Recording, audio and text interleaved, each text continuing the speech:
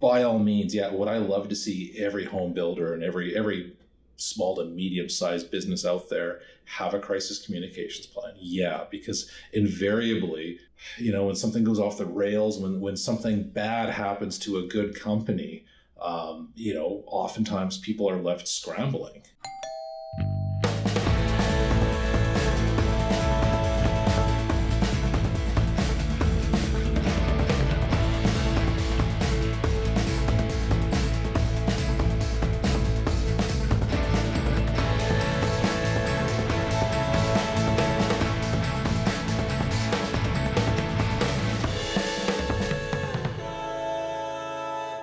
You're listening to Build Up, the Homebuilder podcast, brought to you by ZGM. I'm Jordan. And I'm Santana. I'm a home building marketer, brand strategist, and your host of the Build Up podcast. And I'm a digital marketer and the executive producer of Build Up. And together, we love applying our expertise to the home building industry. Join us as we uncover industry insights, chat with colleagues, and explore exciting ways to push the home building world forward.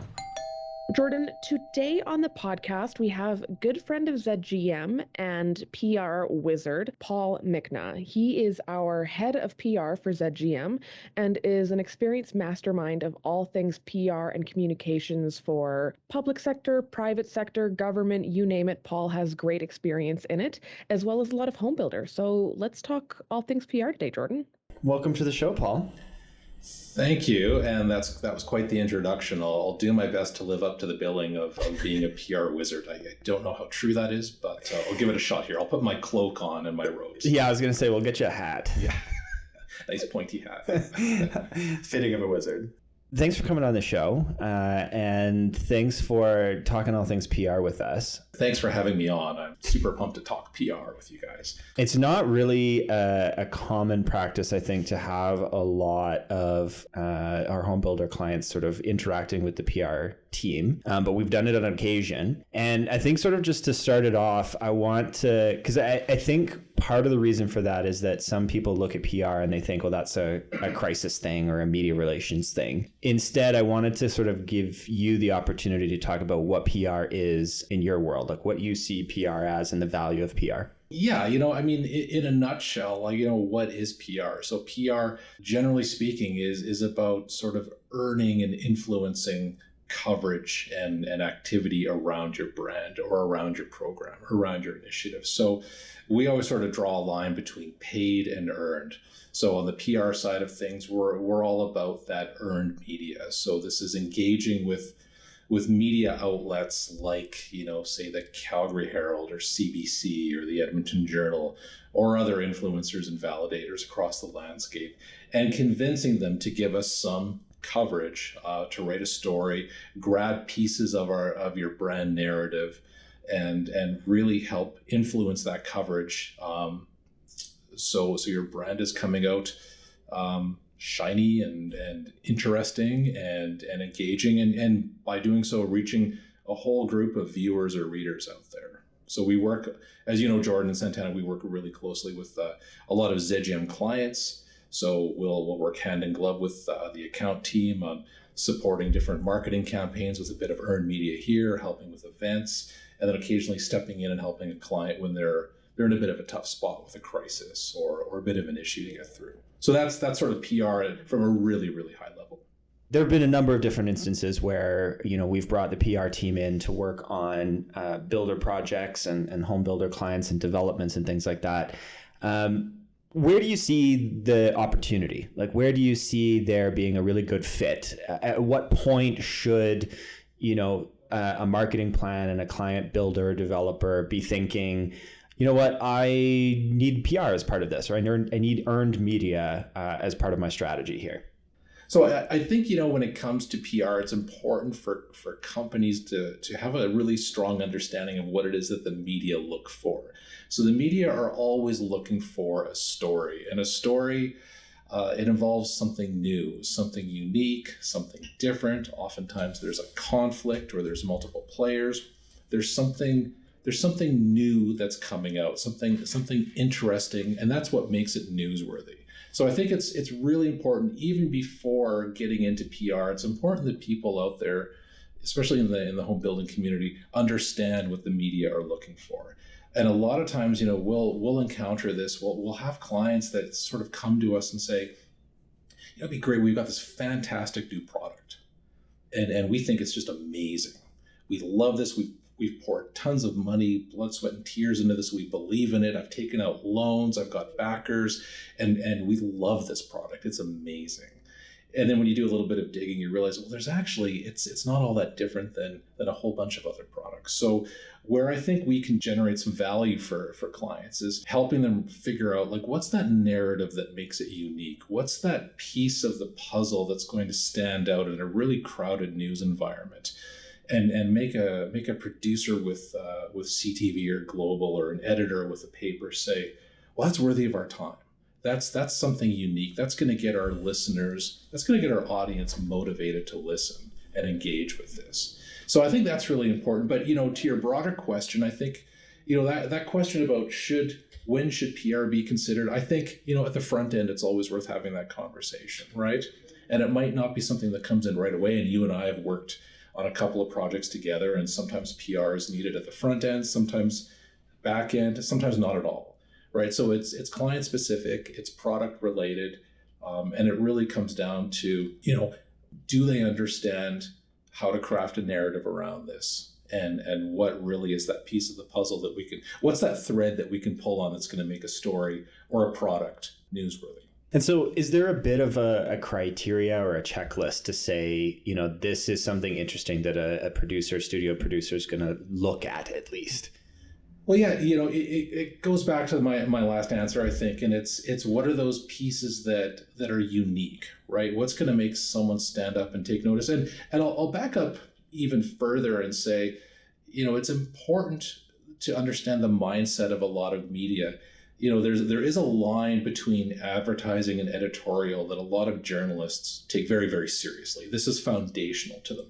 So, and that's what always makes our job really challenging in developing these stories, because a lot of times we're trying to help home builders or other clients move products, sell lots, right? There's always an impetus to our work.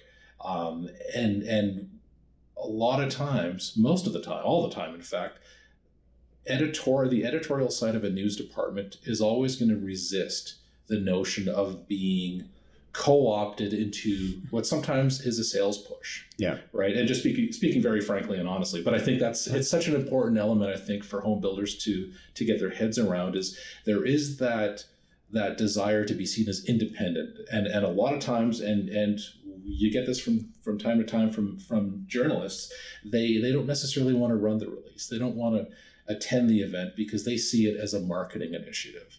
And they do shy away from that, right? Right, and rightly so. Their job is not to pitch our business. Their job is to ask questions and tell something that fits those newsworthiness criteria that we talked about. So on our end, it's working to create a narrative and work with a client to figure out, like, what are those pieces that make something tangible and interesting and unique, and that can actually hit some of those newsworthy check boxes. When it comes to planning out a new community or planning out a new build or project for builders, what are some PR elements that they should be factoring in or considering? This is really where the rubber hits the road, right? We talked, I think I might have mentioned proof points a little bit earlier on, and how the media is generally resistant to feeling like they're being co-opted in helping, drive sales or really do work that they feel should be more of a marketing or paid push. And once you sort of understand that opens up the avenue of realizing that, well, what are those really tangible, newsworthy elements that would go into, an earned media push for a builder's project.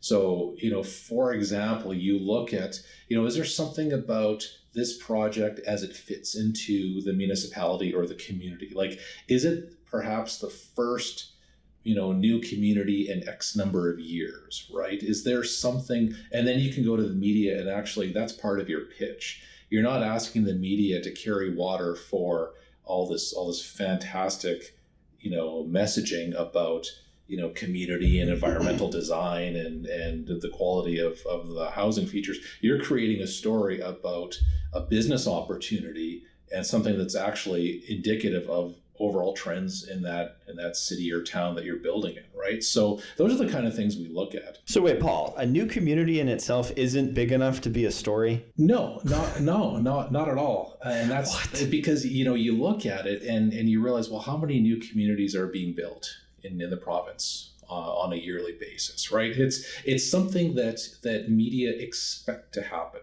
Right. Of course, there's going to be a new subdivision going in. Of course, there's a new community going in, and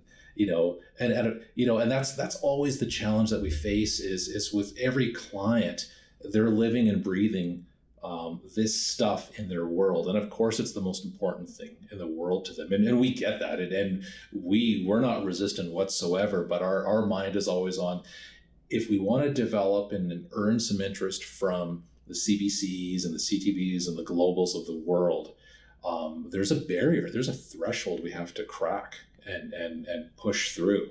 And the fact that you've built a community is just something that happens through the normal course of business, right? A little restaurant opening on White Avenue here in Edmonton, it's not necessarily news, but maybe it is if we can actually pull on some strings and find out, well, is the chef actually a Michelin starred? Are they offering a type of food that's never been offered before? Is there, so there's all sorts of these little bits of information that can make something really saleable to media. Yeah, so it's not to say that these sort of regular instances aren't newsworthy, but it is important, I think, if I can say, to look at, what's the unique and unexpected angle that we can use to make that somewhat ordinary event into something media worthy.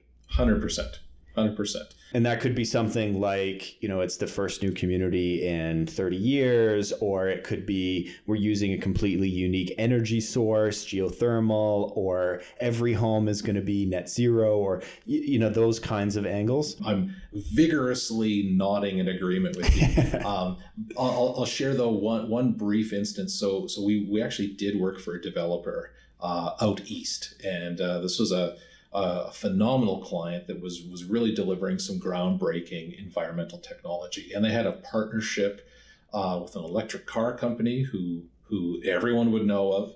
And they had some really high profile architects. They had a firm out of Manhattan, a firm from Israel that had really just, profiles in magazines like Wallpaper. And so really, and so they came to us looking to generate some earned media, and they had a round of coverage when the project kicked off, and there was a legitimate news story out of that project kickoff because there were some public dollars going into it, and the local municipality had to approve this project. So naturally, of course, the media were like, well, we're going to write the story because there is some news value here. There's our public and elected officials are paying attention to this, so let's talk about this. Where we encountered a lot of challenge was going back to media and really high profile media in the US as well, and trying to generate that coverage and that interest again.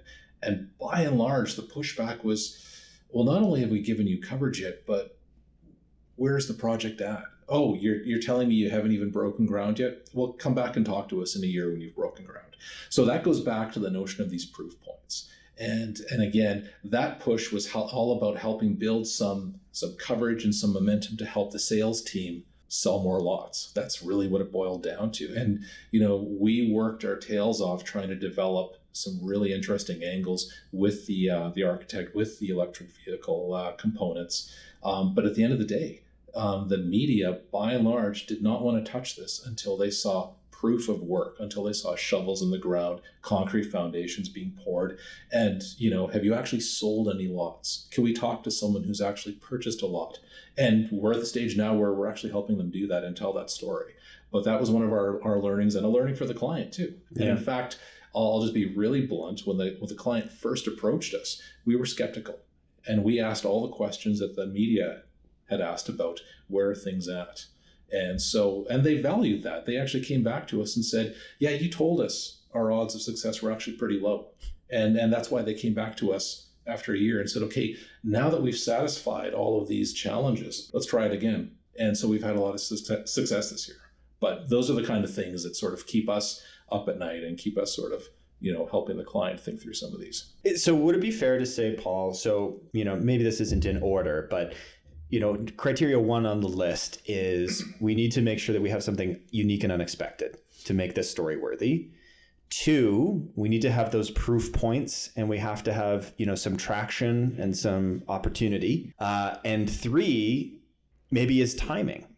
Yeah, there's so many factors that go into it. I think you've touched on 3 of those factors that we always talk about. Timing is so key, right? And taking a look at what's going on in the environment around you is so key. So, and then, is there another issue that's going on out there? Is there something about the economy, or something about inflation, or something about COVID, or is there another trend out there that we can graft this onto and build a bit of a hook there? Right. So for sure, there's a lot of moving pieces in this. And that's why it's always so challenging to predict with a client, what's our success rate going to be?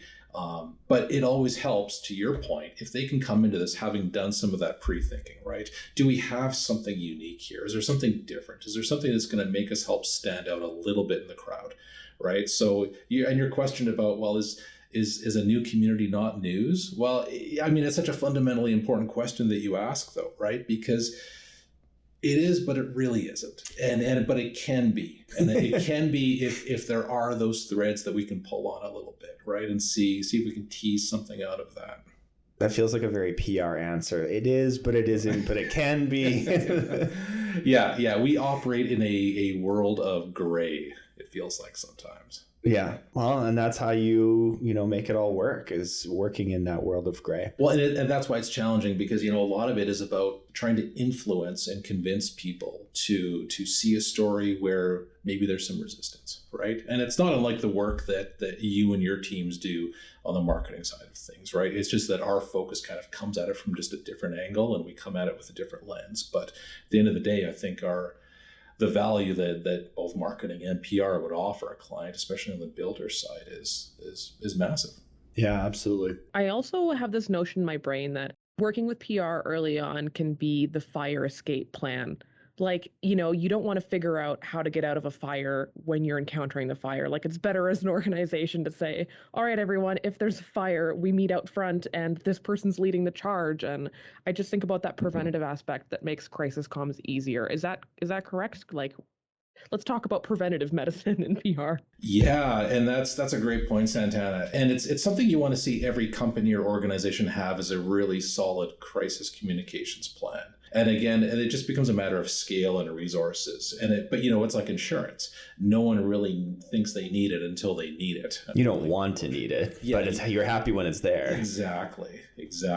So by all means, yeah, would I love to see every home builder and every small to medium-sized business out there have a crisis communications plan? Yeah, because invariably, when something goes off the rails, when something bad happens to a good company, oftentimes people are left scrambling, and that's when folks like us can get pulled into the conversation, and that's great. We're always happy to jump in and support a company in a time of crisis. But to your point, it's absolutely ideal to give some forethought to that. Just start thinking about, if my worst case scenario happens, if we lose everything in a data breach hack, or there's some malfeasance by someone, or whatever, there's an accident on a build site or something like that, what are the first 4 things we have to go through and start thinking about?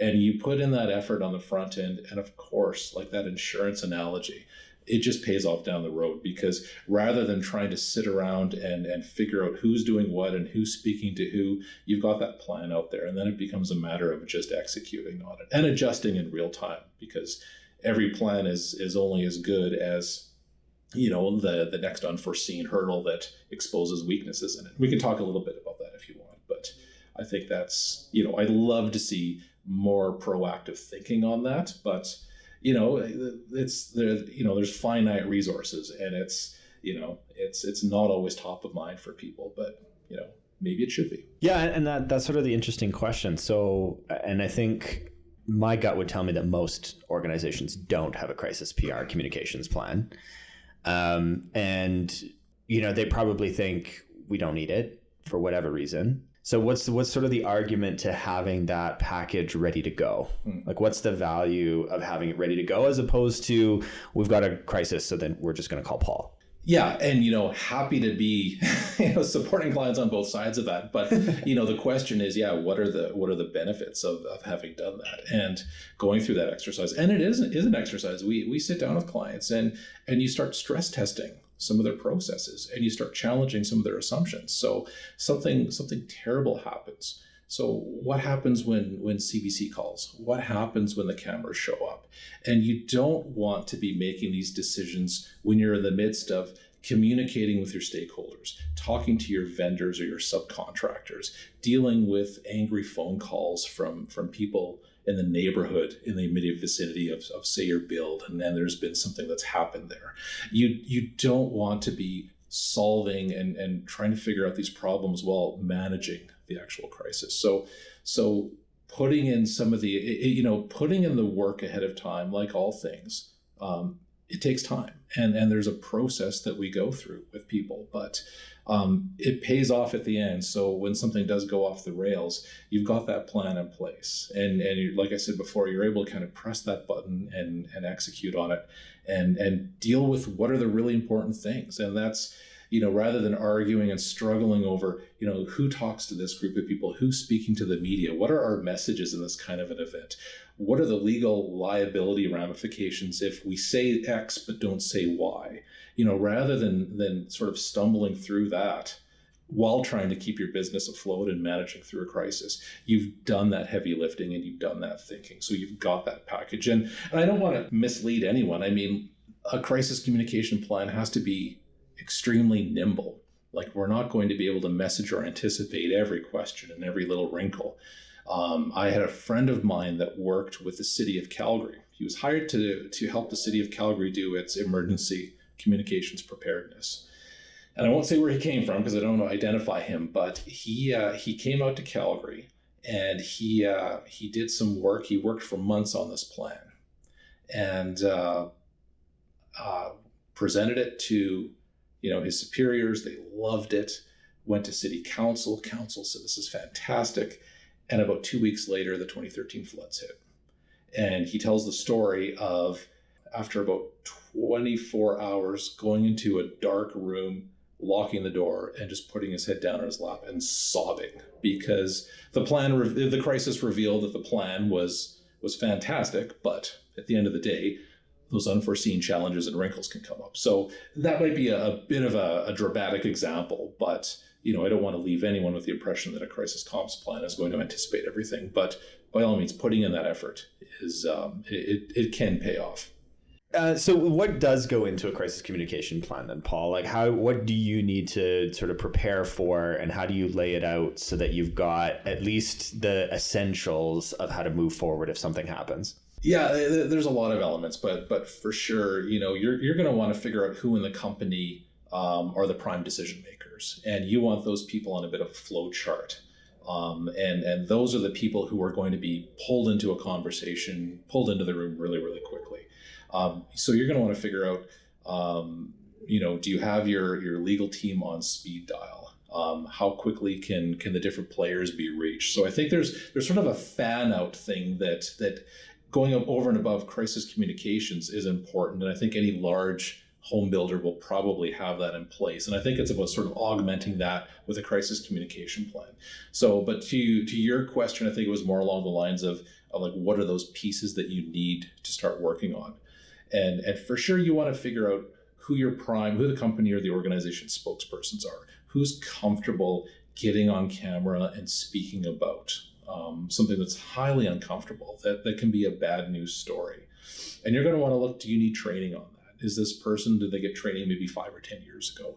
And you don't want to have those conversations and realize that someone isn't comfortable getting on camera when that person's been identified as a spokesperson. Right. So, and I think, it's important. We do a bit of an issues analysis and a bit of an environmental scan with a lot of clients. So we'll take a look and see, well, what are some of the weak points? What are some of the anticipated areas where you might see a crisis emerging? Right. And you look to your competitors, you look to the environment and see, well, what are the broader issues out there? Right. So what we try to do then is develop a series of issues binders or folders where you've got these buckets of things that we anticipate maybe going off the rails. And then we work on what does a strategy look like, right? In this kind of an instance, who do we talk to first? Who are the audiences that we need to think about? So in this kind of, let's say there's some sort of a natural disaster on site and, there's fatalities or issues around that. Who are we fanning out to? Who are we talking to?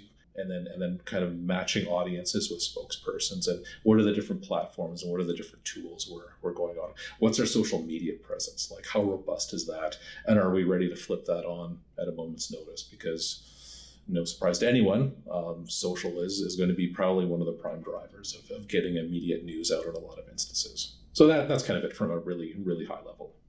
And every case is different, right? So. Paul, I'm going to play devil's advocate for a moment and just say, what's the harm in, a situation has happened, media's coming to talk to me, and I just say no comment, and I just wait for it to kind of blow over. What you have to think about is what's the issue that you're responding to, right? So I'm not always beholden to the notion of never saying no comment. Sometimes you really can't comment, and sometimes if you comment on an issue, you could back yourself into a bit of a corner. So I think it's all about taking the lay of the land and just taking a look at it issue by issue, question by question. So I'm not always convinced you never say no comment. I think sometimes you can't comment. And I think you've got to have the comms thinking and the legal thinking behind that to back you up. And if you're making a sound judgment by sort of balancing those two issues.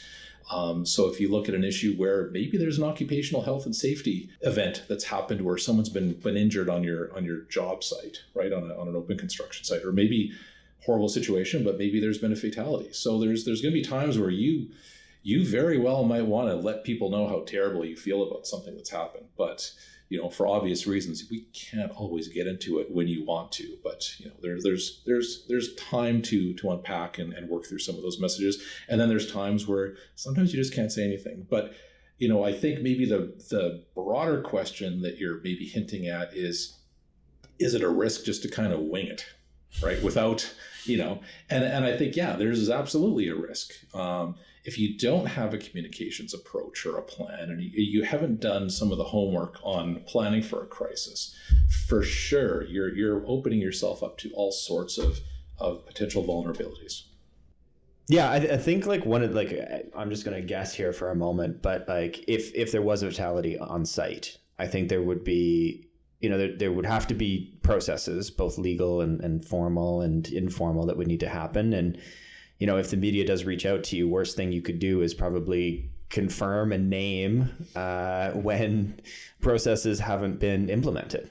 Yeah, absolutely. And this is that's maybe not the greatest example for me to throw, because, once that occupational health and safety investigation begins, everything kind of goes into lockdown. And, for obvious reasons, if you're CEO of developer XYZ, you're not going to go out there right away and start confirming or denying or giving a lot of details that you can't actually give out because of the law, right? I think that's also really important to know, because I wouldn't even know that occupational health and safety being involved means we can't, it's like a legal investigation that you really shouldn't be commenting on at all. Yeah, anytime there's another level of government or jurisdiction that comes in when something's happened, you do have to. It's not always about saying that we can't say anything, but I think you've got to respect the process, and you've got to let, let's say there's an investigation, you have to let the investigators do their work before you can get out there and start sharing information. And that doesn't mean you don't issue some sort of a statement depending on the severity of what's happened. For sure, you can't really get into identifying individuals and getting into what may or may not have caused something. But of course, letting people know that there's a profound sense of sadness about something that's happened, and sharing some of that sentiment with family members. And I'm really getting into sort of what might be a really, really challenging scenario, but those are kind of the issues. You've got to be able to take a look at some of what else is going on. So, Paul, we've talked a little bit about the earned media side of things and how that can help in the promotion of product. We've talked about the crisis communication and how you need a plan in place to take care of situations that are unexpected and have the processes ready to go. What are the other areas that can help with PR, that PR can help with for builder and builder public relations? It is important not to get caught up in those two dichotomies. I mean, those are two probably of the most commonly utilized parts of PR. But yeah, you're right. I mean, there's a third piece, and that's what we typically call engagement. And engagement for us is really, it has a bit of a crisis side, but not always. But really what that involves is communicating with a distinct group of stakeholders, right? So, and that might involve communicating to them some big change or something that's maybe a little bit disruptive or something very positive. You're an organization, you're rolling out a new product or service, and you want to let a bunch of your audience know. And so it's about informing them and hearing from them and giving them a venue to share some of their thoughts and making sure that they come away understanding the rationale for why you're making this decision as a company, or why you're making this change, or why this policy adjustment is, how it's going to affect them, and what you're doing about it, and how you're taking their needs into consideration. Those are some of the themes that we end up pulling on a little bit. What we'll do is we'll work with a client and try to figure out what's the best forum by which to communicate this. And very much it's a one-on-one. And as we're coming out of COVID, we're able to do so much more of this. Yeah. So do you have any sort of examples of how this could play out? Like, why would you ever want to engage a community? Okay. So, from a builder's perspective, let's say that you're working on some upgrades to a property that you have. You have a lot of long-term residents, and that after a certain number of years, your needs are going to shift, and you're going to want to start courting and attracting new buyers to this. So why would you want to let people know about that? Well, that's really going to impact their lives, right? You are probably, so let's take a scenario of you're pouring a substantial investment into an upgrade of an existing condominium unit or something along those lines. And your end goal, your 2 or 3 year plan is you want to upgrade and you want to attract just a different tier of client.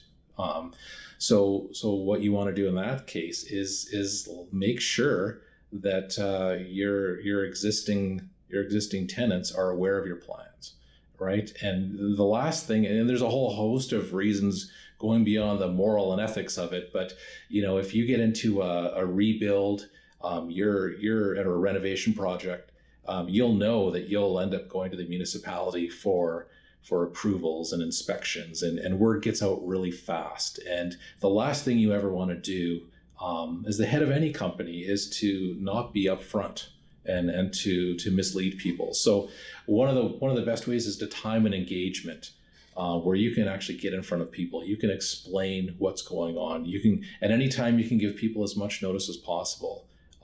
You've done yourself and you've done them some good. That's a great example, and it basically has to deal with rezoning. And I feel like a lot of times for builders and developers, anytime you're trying to rezone something, you're going to be provided with an opportunity and or the potential for some upset community members. Totally.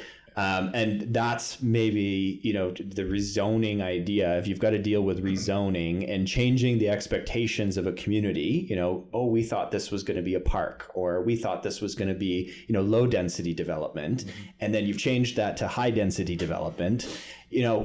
Great idea to probably have some engagement with those community members, talk to them about what's happening, why you're doing it, and avoiding that from potentially spilling over into crisis communication or into just media and a situation where now you're not controlling the story. Yeah, if you can find yourself an opportunity to be proactive and to bring what could be really challenging issues to people in a way that's non-confrontational, and you've built out enough time where people don't feel they're backed into a situation or a decision, you're going to save yourself immense headache down the road. Thanks for the conversation today, Paul. You've got a tuned in homebuilder audience. From a PR perspective, what's something that you would want to share with them outside of what we kind of already spoken to today? I think it's important just to really make sure you understand what the media are looking for. And it's important to understand and try to view your project through a bit of their filter. And they're always going to ask those critical questions. Why is this worthy of my time? Why should my audience care about this? And am I being seen to be helping you sell something when in actuality, all I want to do is tell a story that meets certain criteria to make it newsworthy? And I think that's maybe the foundational question anyone should be asking themselves, whether they're a home builder or in any other field, is if I want to engage with PR, if I want to engage with media. And the other important thing to remember is how understaffed a lot of media are today and how overworked they are. So what that means for us, the criteria of breaking through for coverage, it just gets harder and harder every week and every month. Yeah. And so it's a crowded market out there. Everyone's got a story to tell. On Twitter, a fairly high-profile Canadian journalist tweeted out, I think it was a week or two ago, saying, "Oh my gosh, PR professionals, stop sending all these news releases. We can't answer them all. We can't even consider them all." And I've got my own thoughts as to is that okay? Fine, I get it, but my goodness, you're also getting a lot of potential content thrown your way. But I digress. That's another issue. But, I think it's an important factor for people to remember when they engage with PR. There's a lot of your competitors are out there doing the same thing. So it's about taking that really critical look at your environment, trying to figure out what are some of the societal trends going on out there. Is there a natural connection between one of those trends and the work that you're delivering on? And then what are those proof points, right? And that really helps push your story maybe to the top of the inbox and garner some attention there. I think it's really great advice for in the PR front, but it's also just really great marketing advice. Like, anytime we're doing any kind of marketing, we're not just being, we sell homes. Mm-hmm. Like, we better have something a little bit deeper and more meaningful and unique than that, because we've got to find our audience, speak to that audience, engage that audience, excite that audience, and sell that audience. So it's got to be more than just, we sell some homes. Yeah. No, for sure. I agree. And I really don't think, from the marketing or the PR side, I mean, the way we go about it is different. But at the end of the day, we're largely telling the same story. We're just telling it in a different way to appeal to a different type of a platform, right? Excellent. Well, thanks so much for talking to us today, Paul. This has been great. Yeah, no, thanks, you guys. Thanks for having me on. Absolutely. Well, Jordan, it's always nice when we can have one of our own on the podcast to share some of our internal wealth of knowledge here from the agency. I'm excited to hear your takeaway for this week, so I'm going to let you go first. It's great to talk to Paul about public relations. I think that's often an area that's missed for a lot of clients and home builders alike. I think my biggest takeaway from today's episode is that engagement piece. I think the engagement piece is not only important, but I think it's also an opportunity. Like, I think it's a real opportunity to engage with a community, get out in front of a community, make yourself known, make yourself warmly welcomed, be part of the community. We're dealing with construction of, homes and structures and buildings and communities themselves. So we can't just come in and force ourselves into that. We have to integrate. And to integrate properly, we've got to engage, and we've got to have good conversations, and we've got to hear feedback and act on feedback. So I think the engagement piece is often something that is missed, and it's such a great opportunity. I'm not saying that it's needed every time. If you're going out doing a brownfield or greenfield development, then, it probably isn't necessary. But where there are instances of building next to other people, I think it's worth engaging with them and finding out, what's important to them and how can we make this a better process for everyone, because I think it's just such a win-win. And I think it's a huge opportunity, both for builder and community and for prospects and successful developments. What do you think, Santana? My takeaway is a little more selfish, but it relates to the content marketing side and also just for me personally. If you work with me as a client or have me as a friend, you probably know part of my personal brand is a bit of a lack of filter. Like, even in the workplace, I'm a real straight shooter, you might call me. And that's not just me, right? Like, you see this advice all the time, especially for social media. oh, people want to see less filter. They want to see more real, more real, more real. And yes, true. Like, we do need to get away from that stuffy, air quotes, work voice. But at the same token, words are powerful, they're impactful, and you can't put those worms back in the can once they're out there, right? Like, once you say something, it's out there, and you've just got to live with that. And does that represent you? Does that represent your brand? Does it represent your true feelings or needs of the situation?